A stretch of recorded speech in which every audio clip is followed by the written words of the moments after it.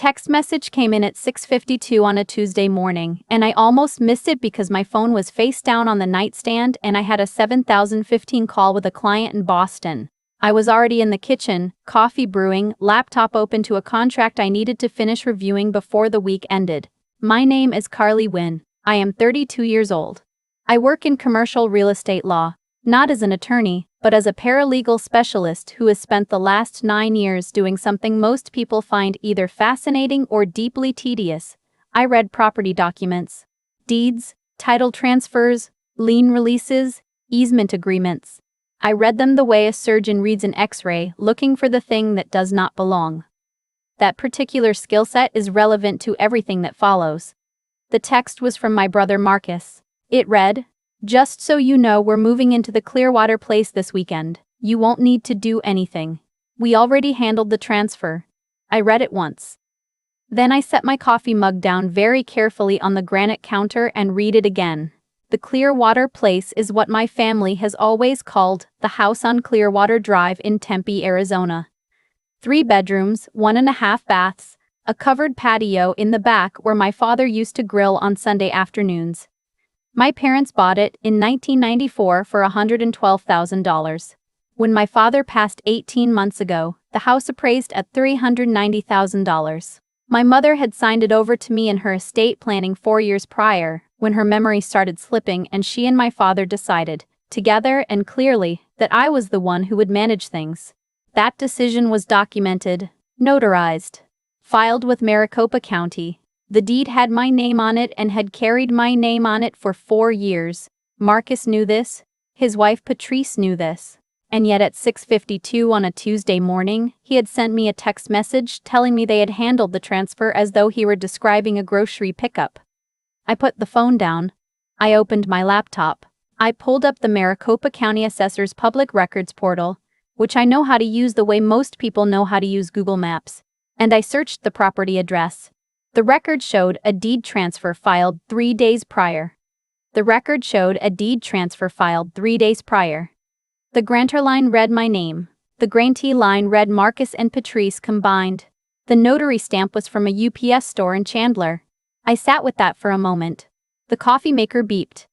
Outside, a garbage truck made its slow, loud progress down the street. I felt something move through me that was not panic and was not rage.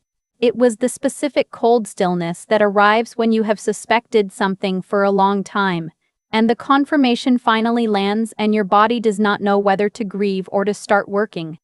I chose to start working. Let me go back, because the text message did not arrive without context. My father, Gerald, died of a stroke 17 months before that Tuesday morning. He was 67. He had been in excellent health for most of his life, and then one evening he sat down in his recliner after dinner and did not get back up. My mother, Diane, had been managing early-stage memory loss for about 3 years by that point. She knew who we were. She knew where she was. But the details of daily life had started to blur for her. Appointments, medications, finances. After my father died, she moved into a memory care facility in Scottsdale that she genuinely liked, with a garden and a staff she recognized and a dining room where she had made 2 friends she called by their first names every time I visited. Marcus is 4 years older than me. He and Patrice had been married for 11 years and had spent most of those 11 years making financial decisions that required other people to absorb the consequences. 2 failed businesses. A bankruptcy in 2019, a series of loans from my parents that were called loans in conversation and never on paper. When my father died and the estate went through probate, Marcus contested the allocation twice. Both times the court upheld my parents' original documents. He had stopped speaking to me for 4 months after the second ruling and resumed contact only after Patrice sent me a text that said, "Marcus wants to move forward as a family," and I had replied, politely, that I was open to that. What moving forward as a family meant, I would come to understand, was that Marcus had not actually accepted anything, he had simply recalibrated. About 8 months before the text, he started calling more often. He asked how Mom was doing. He visited her twice, which was twice more than he had visited in the prior year. He asked me, in a tone that was almost casual, whether I had thought about what would happen to the Clearwater house. I said it was mine, that Mom had transferred it to me, and that I planned to eventually sell it and use the proceeds to help cover her care costs, which were considerable. He said that seemed like a waste of a family asset. I said the care facility costs $6,400 a month and the asset was going to be needed. He said he understood. He did not sound like he understood. Then Patrice started asking my mother questions. I know this because my mother told me in the fragmented but accurate way she sometimes reported things, that Patrice had been asking her to sign papers, that Patrice had said it was about the house, and that it would help Marcus get back on his feet. My mother said she had signed something because Patrice had been very nice about it and brought flowers. I drove to the facility that same afternoon. I sat with my mother for 2 hours. I asked her gently to walk me through what she remembered. She remembered flowers. Yellow ones. She remembered a notary who had come to the room with Patrice. She remembered signing her name, but she had not read what she was signing because Patrice had explained it and she trusted Patrice. I drove home. I called my attorney. Her name is Sandra Okafor and she is one of the sharpest real property attorneys in the Phoenix metro area, and she had helped me through my father's estate process, and she had warned me explicitly that Marcus's behavior during probate suggested he would try again in a different form. Sandra was quiet when I finished telling her what my mother had said. Then she asked me a question that I had already been turning over in my own mind. Had my mother had legal capacity to execute a deed transfer? The answer was complicated. Officially, she had not been declared legally incompetent. She was in memory care voluntarily with my assistance. Her diagnosis was documented, but her legal capacity had never been formally adjudicated. That gray area was exactly what Patrice had exploited. Sandra said, "We start now." That conversation was the beginning of 7 months of careful, quiet, parallel work.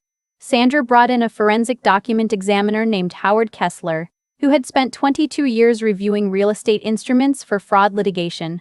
Howard examined the transfer document within 2 weeks. His findings were detailed and damning. The notarization had procedural irregularities inconsistent with standard Arizona notary practice. The signature, while resembling my mother's handwriting, showed pressure and tremor patterns inconsistent with her baseline signature samples from documents executed 2 years prior, before her condition progressed. The deed had been prepared using a template that contained a clause structure not standard to Maricopa County filings, suggesting it had been drafted outside the county recorder's typical document ecosystem. In parallel, I asked my mother's care facility to document any visits by Marcus or Patrice during the prior 6 months. The activities director, a kind and thorough woman named Renata, pulled the visitor log. Patrice had visited 4 times in a 6-week window. My mother's case notes from 2 of those visits mentioned that she had appeared agitated afterward and had asked staff whether she had done something wrong. I photographed every page of that log. I contacted the Arizona Department of Real Estate's Enforcement Division and filed a preliminary complaint documenting potential deed fraud. Sandra filed a formal title dispute with Maricopa County, which placed a legal hold on any transactions related to the property pending resolution. She also contacted the UPS store in Chandler. The notary whose stamp appeared on the document had, according to the store's records, not been on shift on the date the document was supposedly notarized. The stamp had either been stolen or fabricated. That finding went to the Maricopa County Attorney's Office. I did not tell Marcus any of this. He had sent me the Tuesday morning text as though the matter were settled and I had not replied. He called twice that week. I let both calls go. I was not ready to have that conversation, and more importantly, I needed him to believe, for a little while longer, that he had succeeded. 7 months after Sandra and I began this process quietly, on a Friday afternoon in October, Marcus and Patrice drove a rented cargo van to the Clearwater house, which I still had keys to and they technically did not, and they began moving furniture inside.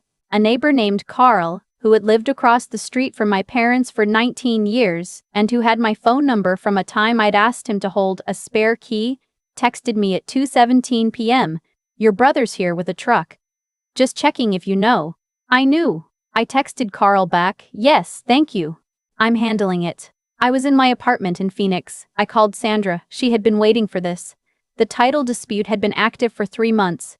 The property legally could not be transferred, encumbered, or occupied by anyone operating under the contested deed. Sandra had, 3 weeks prior, coordinated with the Maricopa County Sheriff's Office and given them a full briefing on the situation, including Howard's forensic report, the notary irregularity, and the care facility documentation. They had been waiting for an actionable moment. 2 deputies arrived at the Clearwater house at 3:44 p.m. Carl texted me again, "There are police cars out front." I said, "I know. Marcus called me at 4:02. I answered. He skipped any greeting. He said, "What is going on? There are cops here, tell them to leave." His voice was high and tight in a way I had not heard before. I said, "I don't know what you mean." He said, "Carly, we have the deed, we have paperwork. Tell them this is a misunderstanding." I said, "What deed?" He said, "You know what deed." I said, "The one with the forged notarization. The one Patrice had your mother sign while her case notes show she was confused and asking staff if she'd done something wrong." He was quiet for 4 seconds. I counted. Then he said, "That's not what happened." I said, "I have Howard Kessler's forensic report, the visitor log from the facility, a statement from the notary at the UPS store who was not present on the date your document claims, and a filing with the county attorney's office that has been open for 6 weeks. He said, "You set us up?" I said, "No." I said, "I noticed, documented, and protected a vulnerable person and a property that has my name on a valid deed." He said, "Mom wanted us to have it." I said, "Then she should have said that to me, herself, clearly, without Patrice in the room with flowers and a notary and paperwork she didn't read." Patrice grabbed the phone. I heard her breathing. She said, "You are a vindictive person." I said, "I am a paralegal who reads property documents for a living." "You picked the wrong house." She hung up. What followed was not quick. Real legal processes are not quick, and anyone who tells you otherwise has not been through one. There were hearings. There was a deposition in which Patrice said my mother had seemed perfectly lucid, and Marcus said he had believed the transfer was legitimate. Howard Kessler testified. My mother's physician testified about the progression of her condition and the specific cognitive vulnerabilities that existed during the window when Patrice brought the document to her room. The care facility's activities director testified. Carl from across the street testified about what he saw on the Friday in October. The county attorney filed criminal charges against Patrice for deed fraud and elder financial exploitation. Marcus was named in a related civil action. Patrice's attorney negotiated a plea agreement that included a suspended sentence, 2 years of probation, mandatory restitution, and a permanent public record of the offense. The civil judgment required both of them to pay a portion of my legal costs and to make a formal written acknowledgement filed with the court that the deed transfer had been executed without valid authorization. The Clearwater house remained in my name. It is still in my name. 6 months after the proceedings concluded, I had the property professionally cleaned, made 2 small repairs that had been deferred, and listed it with a real estate agent I trusted. It sold in 11 days for $404,000. Every dollar went into a dedicated account that covers my mother's care and will continue to cover it for the foreseeable future. She does not know the details of what happened. She knows that the house sold and that I took care of it. She said, "Good, you always take care of things." I held her hand and did not say anything because there was nothing to say. Marcus called me once after the civil judgment. He said he wanted me to understand that he had genuinely believed my mother had wanted him to have the house and that Patrice had handled it wrong, but that his intentions had been real. I thought about that for a moment. I thought about my mother signing a document she did not read because someone brought her yellow flowers and spoke in a nice tone. I thought about her asking the staff afterward whether she had done something wrong. I thought about 11 months of paperwork and hearings and deposition prep, and the specific exhaustion of protecting someone who cannot fully protect herself while also doing my regular job and visiting my mother every Sunday and not saying a word to anyone about what was happening because I did not want to tip anything before it was ready. I said, "Marcus, I hope you find a way to build something that doesn't require taking from people who trust you." He hung up first. "I want to say something directly to you, because I think about the people who might be in a version of this situation right now, and I want to be clear about something. There is a particular kind of pressure that family applies when you protect yourself from them. They call it vindictive. They call it cold. They say you set them up. You were waiting for them to fail. You wanted this outcome. What they are really saying is that they built their entire plan on the assumption that your love for them would override your ability to act. That grief would make you slow. That loyalty would make you hesitate. That the social cost of being seen as the hard one in the family would be higher than the financial and legal cost of letting them take what they came for. I had spent years being the one who filed the paperwork and visited every Sunday and managed the facility payments, and handled every detail that my brother was too absent to handle. I had been called capable so many times that it had stopped meaning anything and started functioning as an excuse for other people to be absent. When the moment came where being capable required me to actually use every skill I had against a threat operating inside my own family, I did it. I did not feel good about it. I do not feel good about it now. But I feel clear. And I feel like the person who needed protecting, my mother, who signed something she didn't understand because a woman brought her flowers and was very nice about it, is protected. That is enough for me. If you are the person in your family who manages things, who files things, who understands how systems work, please do not let that competence become the thing that gets used against you. The people who depend on your goodwill are counting on the assumption that you will not use what you know. You are allowed to use what you know. Document everything. Call the right people. Do not wait until you are already in the middle of a loss to start building a record. The time to protect yourself is before the truck arrives, not after. I learned that from my job. I am glad I learned it before it was too late.